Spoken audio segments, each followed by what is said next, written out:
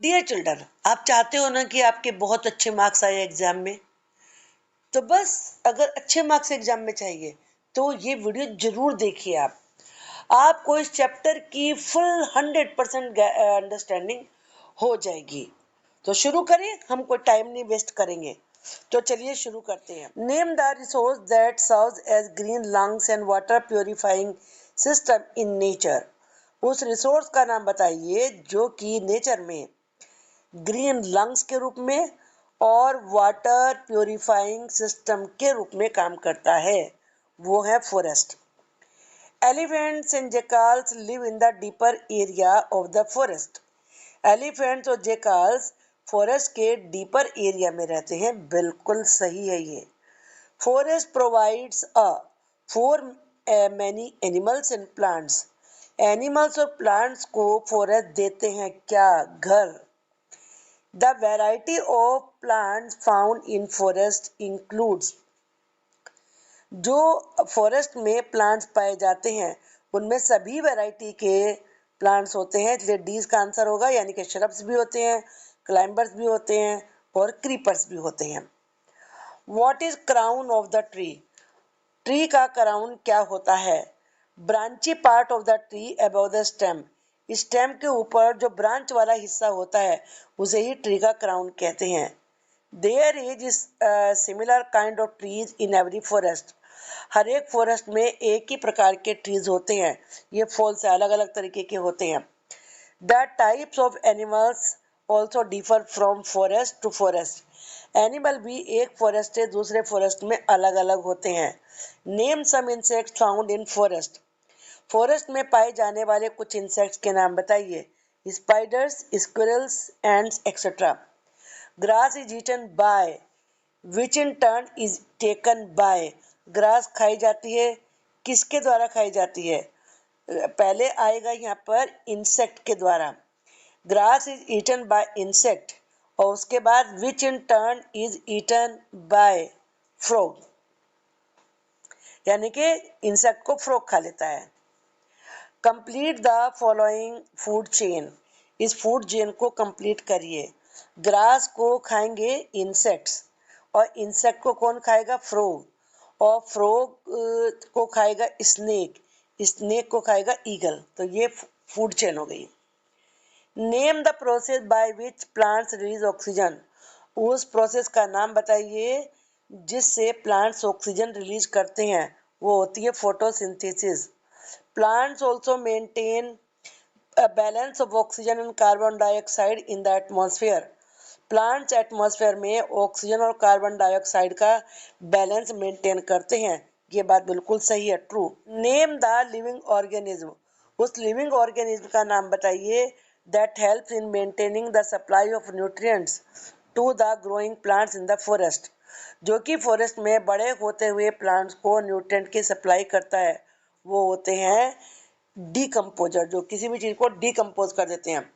Forest is dynamic living entity. Forest dynamic होता है, गतिशील होता है, उसमें हर समय हलचल एक्टिविटी होती रहती है। Forest is full of life and vitality. Forest में जीवन होता है, वाइटेलिटी होती है। The area surrounded by forest does not receive good rainfall. जिस एरिया के चारों तरफ फॉरेस्ट होता है वहाँ ज़्यादा रेनफॉल नहीं होती। ये बिल्कुल गलत है, वहाँ तो ज़्यादा ही होती है। The advantage of living in an area near by और सराउंडेड बाय फॉरेस्ट। वो मतलब उस एरिया के नज़दीक रहने का फ़ायदा जो या तो फॉरेस्ट के पास हो या फॉरेस्ट से चारों तरफ से घिरा हुआ हो। क्या फ़ायदा होता है? फ़ायदा ये होता है वहाँ पे लेस रेनफॉल होती है, कम बारिश होती है, लेस नॉइज पोल्यूशन, कम नॉइज पोल्यूशन होता है, या फिर अनप्लेजेंट वेदर होता है, मौसम वहाँ का बिल्कुल भी अच्छा नहीं होता, या नन ऑफ दीज, या इनमें से कुछ भी नहीं। इसका आंसर है लेस नॉइज पोल्यूशन, कम नॉइज पोल्यूशन होता है। Name some factors responsible for clearing of forest. Forest को साफ करने के लिए कौन से कारण जिम्मेदार हैं? उसके लिए जिम्मेदार हैं construction of roads and buildings, यानी कि बिल्डिंग्स और रोड्स का बनाए जाना, इंडस्ट्रियल डेवलपमेंट, इंडस्ट्रीज का विकास करना, इंक्रीजिंग डिमांड ऑफ वुड, और वुड की बढ़ती हुई demand. Next question, forest is on the verge of disappearing. Forest बिल्कुल गायब होने की कगार पर है, क्यों? जो यहाँ रीजन लिखे हैं सारे ही कारण है इसके। Over grazing of animals, animals के द्वारा ज़्यादा ग्रेजिंग किए जाना, ज़्यादा मतलब घास खा जाना वहाँ से। इंडिस्क्रिमिनेट फेलिंग ऑफ ट्रीज, पेड़ों की अंधाधुंध कटाई। अर्बनाइजेशन, शहरीकरण यानी कि शहर बसाना। तो ये सारे कारण ही जिम्मेदार हैं। Now next question, forest is source of medicinal plants. Forest में मेडिसिनल प्लांट्स भी होते हैं जिन जो मेडिसिन के रूप में काम होते हैं करते हैं, ये बिल्कुल सही है। Next, the insects, butterflies, honey bees and birds help flowering plants. जो इंसेक्ट होते हैं, बटरफ्लाई होती हैं, हनी बीज होती हैं, बर्ड्स होती हैं, वो फ्लावरिंग प्लांट्स की हेल्प करती है। किस रूप में करती हैं? वो हेल्प करती हैं पोलिनेशन में। A forest is a purifier of, forest किस चीज़ का प्योरीफायर होता है? फॉरेस्ट प्योरीफायर होता है एयर का। एंड आगे और किस चीज़ का होता है? ग्राउंड का, ग्राउंड वाटर का, यानी कि जो जमीन के नीचे पानी होता है। Name the plant that form the lowest layer in forest. उस प्लांट का नाम बताइए जो कि फॉरेस्ट की सबसे नीची लेयर होती है। वो होती हैं herbs. Form the lowest layer in the forest. The decaying leaves and animal droppings, जो डीके होती हुई पत्तियां होती हैं और एनिमल की ड्रॉपिंग्स होती है फॉरेस्ट में। एनरिच द सॉयल न्यूट्रिशन, वो सॉइल के न्यूट्रिशन को ज़्यादा रिच बना देते हैं, अच्छा बना देते हैं। In the form of humus, humus के रूप में, बिल्कुल सही है ये, true. Which of the following is not a forest product. इनमें से कौन सा फॉरेस्ट प्रोडक्ट नहीं है? प्लाईवुड भी होती है, वैक्स भी फॉरेस्ट से मिलता है, गम भी वहीं से मिलता है, कैरोसिन नहीं मिलता है। तो D is the answer. Micro organism act upon the dead plant to produce. जो माइक्रो ऑर्गेनिज्म होता है वो डेड प्लांट्स पर एक्ट करता है, क्या पैदा करने के लिए? उससे पैदा होता है, बनता है humus.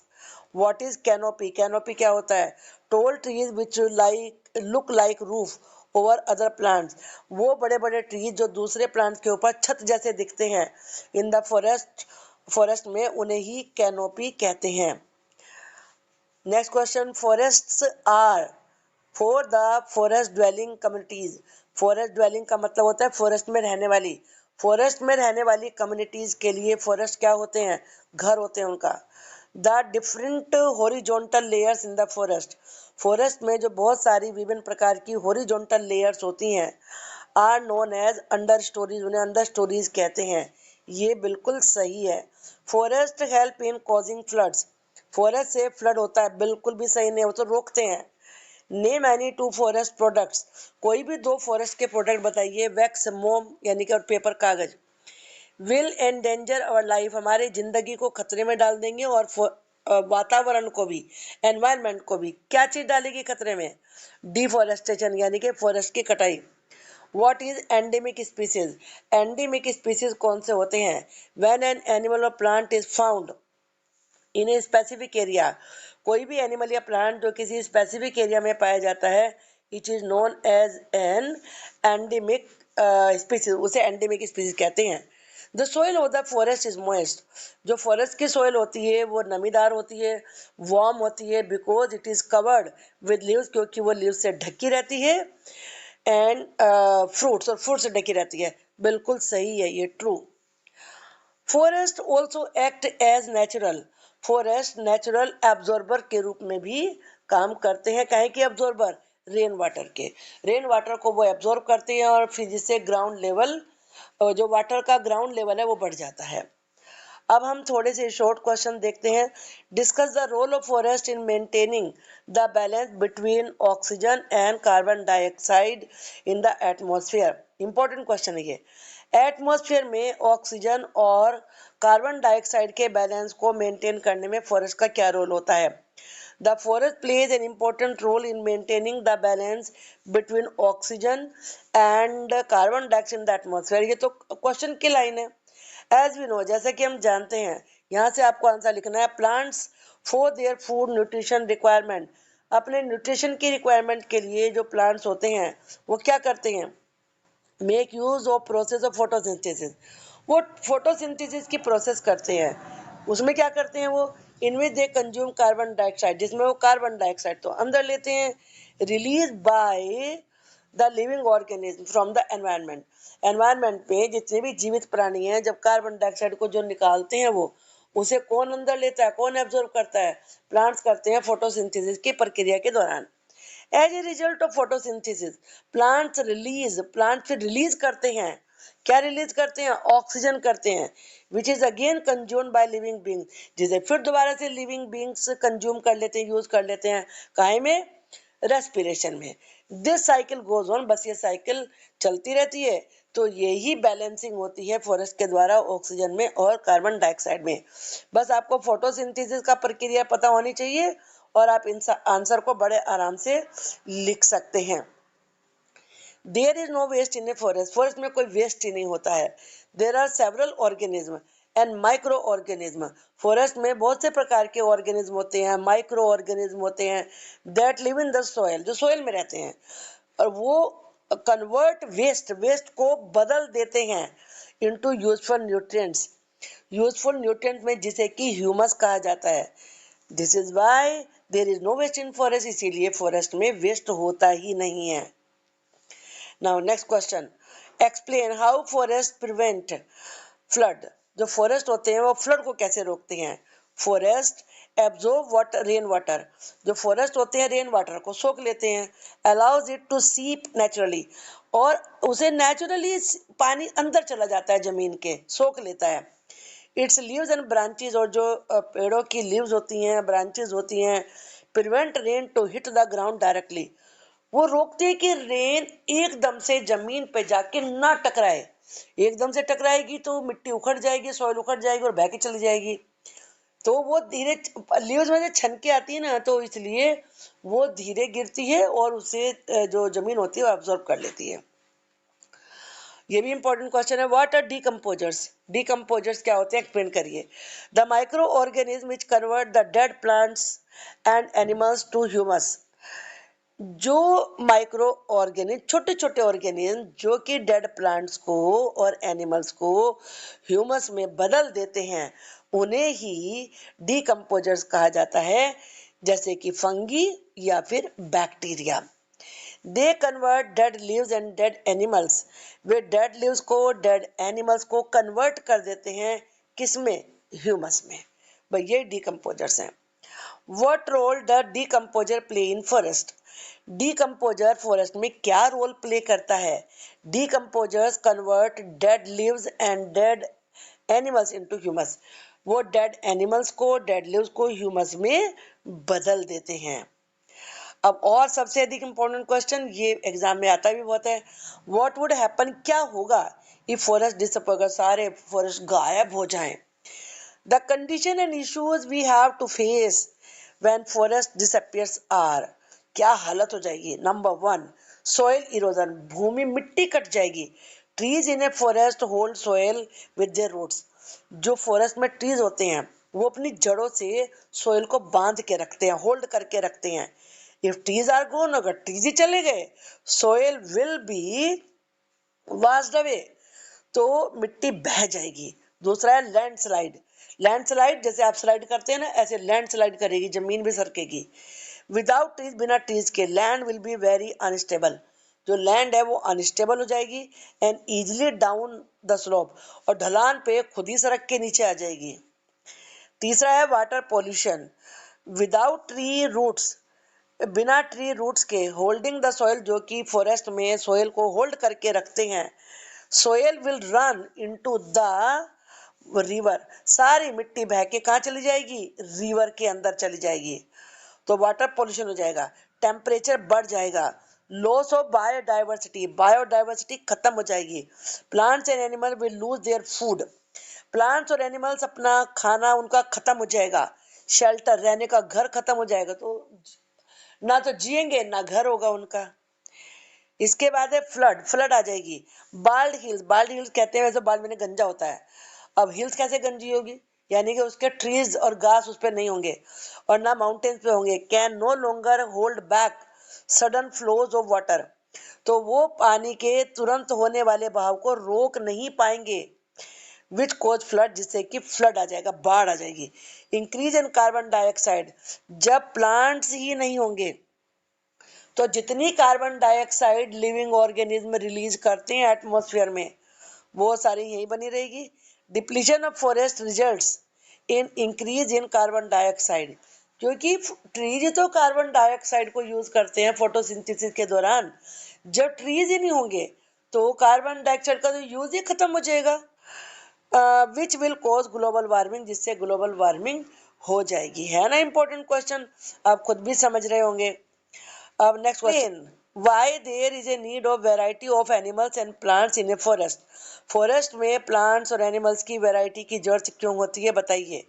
Animals and plants in a forest are dependent on others for food. सारे एनिमल्स और प्लांट्स एक दूसरे पर फूड के लिए डिपेंड करते हैं। So there is a need of variety of animals and plants in a forest. इसीलिए फॉरेस्ट में अलग अलग तरीके के एनिमल्स और प्लांट्स की जरूरत है। Many food chains can be found in the forest. Forest में बहुत सारी फूड चेन मिलती हैं, जैसे आपने पहले भी पढ़ा है। ग्रास है, ग्रास को इंसेक्ट खाते हैं, इंसेक्ट को फ्रॉग खाता है, फ्रॉग को स्नेक खाते हैं और स्नेक को खाता है eagle. Why forest floor seem to be dark coloured. Forest का फ्लोर डार्क कलर का क्यों दिखता है। The forest floor seem dark coloured as it is covered with a layer of dead and decaying matters like leaves. क्योंकि ये covered रहता है किसकी लेयर से, डेड डिकेइंग मैटर की वजह से, जिसमें लीव्स होती हैं, फ्रूट्स होते हैं, सीड्स होते हैं, ट्विग्स टहनियाँ होती हैं और स्मॉल हर्ब्स होती हैं। Define the following. अब इनकी आपको डेफिनेशन बतानी है। क्राउन क्या होता है, the branchy part of tree above the stem. Stem से ऊपर जो ब्रांच वाला पार्ट होता है ट्री का, उसे क्राउन कहते हैं। अंडर स्टोरीज क्या होती हैं, trees have crowns of different types. Trees के अलग अलग तरीके के, अलग अलग साइज के क्राउन होते हैं। These create different horizontal layers in the forest, जिससे कि फॉरेस्ट में बहुत सारी हॉरिजॉन्टल लेयर्स ऐसे वाली बन जाती हैं। इन्हें ही अंडर स्टोरी कहते हैं। What do you mean by canopy. Canopy से मतलब क्या होता है। Toll trees look like a roof over the other plants. दूसरे प्लांट्स के ऊपर जो बड़े ट्रीज होते हैं वो छत जैसे दिखाई पड़ते हैं फॉरेस्ट में, बस इसे ही कैनोपी कहते हैं। What happens if an animal dies in the forest. अगर कोई एनिमल फॉरेस्ट में मर जाए तो क्या हो जाता है। The dead animal become food for vultures. तो वो डेड एनिमल वल्चर्स के लिए, क्रोज के लिए, जैकल के लिए, इंसेक्ट्स के लिए फूड बन जाता है। In this way nutrients are cycled. जो न्यूट्रिएंट्स होते हैं उनका चक्र बन जाता है। Thus we say nothing goes waste in forest. इससे हम कह सकते हैं कि फॉरेस्ट में कुछ भी वेस्ट नहीं जाता है। Differentiate between humus and decomposers. Humus और डीकम्पोजर में फर्क बताइए। ए डार्क ब्राउन और ब्लैक ऑर्गेनिक सबस्टेंस। जो गहरे ब्राउन कलर का या काले रंग का ऑर्गेनिक सबस्टेंस होता है, बनता किससे है वो, डिकेड प्लांट से और एनिमल के मैटर से। जो एनिमल मर जाते हैं, डिकेइंग होते हैं। Humus provide nutrients for plants. ये ह्यूमस कहलाता है और ये ह्यूमस प्लांट्स को न्यूट्रिएंट देता है। Increase the ability of soil to retain water. पानी की क्षमता को बढ़ाता है कि वो पानी पौध मिट्टी की क्षमता को बढ़ाता है कि वो वाटर को रिटेन कर सके, रोक सके। बट जो डिकम्पोजर्स होते हैं आर द माइक्रो ऑर्गेनिज्म, वो छोटे छोटे ऑर्गेनिज्म होते हैं that convert the dead plants and animals to humus, जो कि डेड प्लांट्स और एनिमल्स को ह्यूमस में बदलते हैं। है ना इंपॉर्टेंट क्वेश्चन। अब हम ये क्वेश्चन देखते हैं next. If there were fewer trees, अगर पेड़ बहुत कम रह जाएं, how will the water cycle be affected. तो वाटर साइकिल कैसे प्रभावित होगी। Forest help in bringing good rainfall. Forest help करते हैं अच्छी बारिश लाने में in neighbourhood areas. Forest also act as natural absorber of rain water. Forest natural absorber है रेन वाटर के, सोख लेते हैं पानी को बारिश के। अलाउज इट टू सीप, और उसे अंदर जाने देते हैं जमीन के अंदर अपनी। It help in maintaining the water table, जिससे कि जो वाटर टेबल है वो मेंटेन रहती है पूरे साल भर। What are the benefits of residing in near by forest area. पास के एरिया में रहने के फायदे क्या होते हैं? प्लेजेंट वेदर, मौसम अच्छा रहता है, लेस नॉइज पोल्यूशन, कम पोल्यूशन नॉइज पोल्यूशन होता है, और अच्छी बारिश होती है। आई होप कि आपको ये चैप्टर अच्छे से समझ में आ गया होगा। अगर आया है तो प्लीज़ वीडियो को लाइक करिए, शेयर करिए और कमेंट बॉक्स में मुझे लिख के बताइए कि आपको ये कैसा लगा। Thank you.